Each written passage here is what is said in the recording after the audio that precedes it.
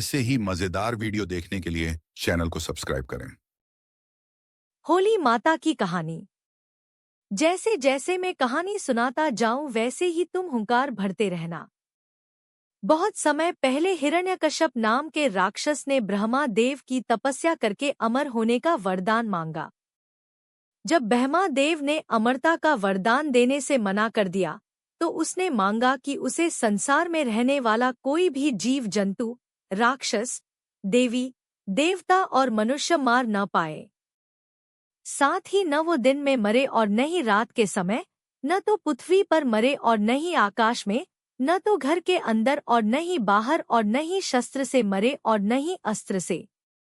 हिरण्यकश्यप की तपस्या से ब्रह्मा देव खुश थे ही, इसलिए अमरता के एक वरदान के बदले उन्होंने ये सारे वरदान उसे दे दिए। इसे पाकर उसने हर जगह तबाही मचाना शुरू कर दिया। उससे मनुष्य ही नहीं, देवता भी परेशान रहने लगे। वह अपनी शक्ति से दुर्बलों को सताने लगा। हिरण्यकश्यप से बचने के लिए लोगों को हिरण्यकश्यप की पूजा करनी पड़ती थी। भगवान की जगह जो भी हिरण्यकश्यप की पूजा करता वह उसे छाड़ देता और जो उसे भगवान मानने से मना करता उसे मरवा देता या अन्य सजा देता। समय के साथ राक्षस हिरण्यकश्यप का आतंक बढ़ता गया। कुछ वक्त बीतने पर हिरण्यकश्यप के घर विष्णु भगवान के परम भक्त प्रहलाद का जन्म हुआ। हिरण्यकश्यप ने प्रहलाद को कई बार विष्णु भगवान की पूजा करने से मना किया और कहा, मैं ही भगवान हूँ, तुम मेरी आराधना करो। हर बार हिरण्यकश्यप की बात सुनकर प्रहलाद कहते, मेरे सिर्फ एक ही भगवान है और वो भगवान विष्णु है। प्रहलाद की बातें सुनकर हिरण्यकश्यप ने उन्हें चैनल को लाइक, फॉलो और सब्सक्राइब करना न भूलें। मारने की कई कोशिश की लेकिन वह सफल नहीं हो पाया। भगवान विष्णु अपनी शक्ति से हर बार हिरण्यकश्यप के सारे प्रयास विफल कर देते थे।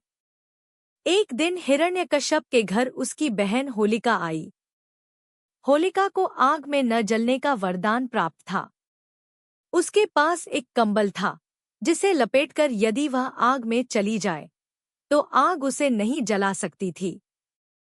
हिरण्यकश्यप को अपने बेटे से परेशान देखकर होलिका ने कहा, भैया, मैं अपनी गोद में प्रहलाद को लेकर आग में बैठ जाऊंगी, जिससे वह जल जाएगा और आपकी परेशानी खत्म हो जाएगी। हिरण्यकश्यप ने इस योजना के लिए हामी भर दी।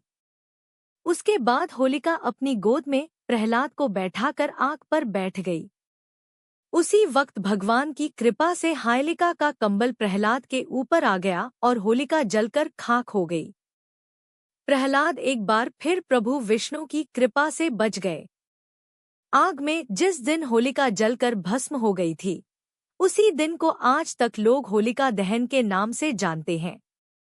इसे बुराई पर अच्छाई की जीत के रूप में देखते हुए खुशी में होलिका दहन के अगले दिन रंगों से होली खेली जाती है। कहानी से सीख, बुराई कितनी भी ताकतवर हो, एक दिन जीत अच्छाई की ही होती है।